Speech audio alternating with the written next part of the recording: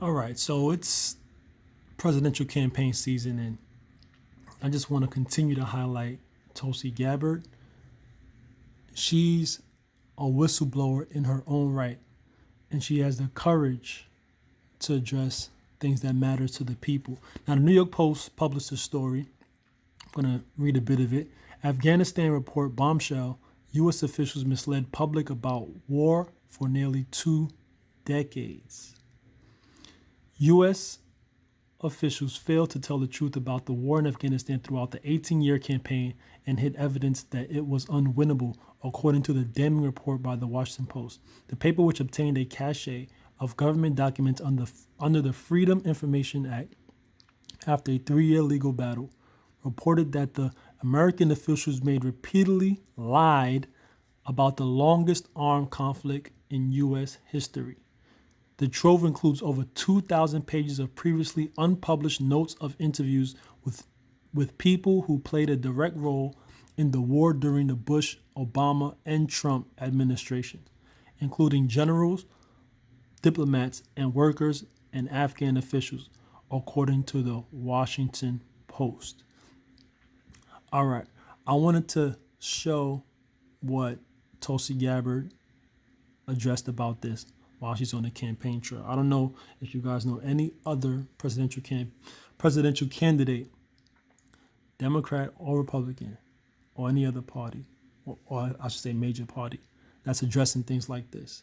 You know, she's receiving a lot of backlash for not choosing to join the debate stage, but those debates, they aren't going to talk about these things because they're in cahoots with the military-industrial complex.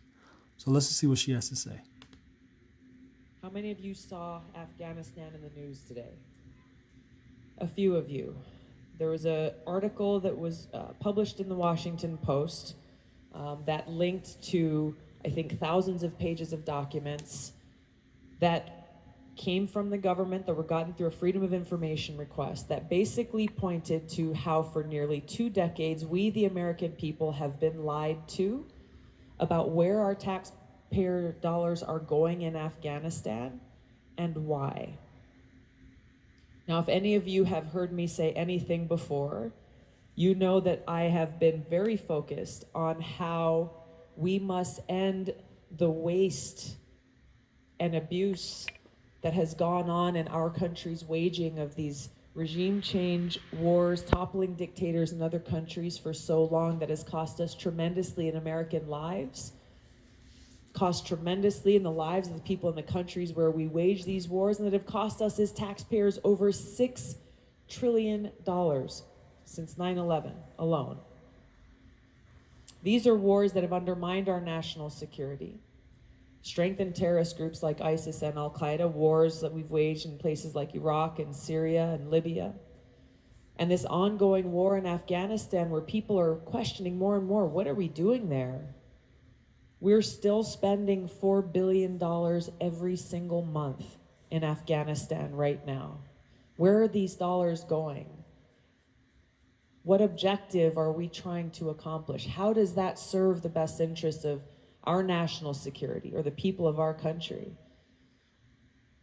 And the harsh truth is, which is revealed in this article and these documents, is it has not served our national security interests. Nearly $1 trillion or over $1 trillion in Afghanistan alone has not been going to fight terrorist groups like Al-Qaeda and ISIS to keep us safe. No. It's been going to defense contractors, McKinsey Group, a consulting group. It's been going to private contractors to go and do this work in Afghanistan, to build a little mini America there, to try to root out corruption in their government, to do all of these things. Towards what objective? These are things that the Afghan people themselves, only the Afghan people, can do for themselves and for their future. One of the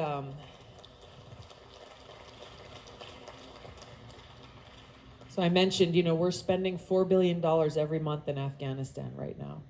We are hearing about proposed cuts to food stamps, coming out of this administration that would save taxpayers $5 billion over 5 years. That same amount of money is what we're spending in Afghanistan in 5 weeks. Just to put these things in context. Some of the things that are cited in that article this morning is a government worker was in Afghanistan doing work for USAID, and their instructions were to spend $3 million a day in every town where they were doing work. Not to spend $3 million to do this or that or this or that. Nope, make sure you spend $3 million a day in every town that you're doing your work. And apparently this person had asked a visiting member of Congress who had gone there to Afghanistan, what would you do in your community with $3 million a day? How quickly could you spend that, and what would you spend it on? And that member of Congress said, I couldn't spend it that quickly. The cost of war has taken a tremendous toll on our country in immeasurable ways in the lives of my brothers and sisters in uniform who never came home, whose families were forced to greet them at Dover Air Force Base as they stood there and watched the coffin unloaded from that airplane, draped with the American flag. The cost of these continuing wars that have nothing to do with strengthening our national security take a toll on every single one of us in every single community in this country as they take more and more money out of our pockets and out of the things that we need here at home.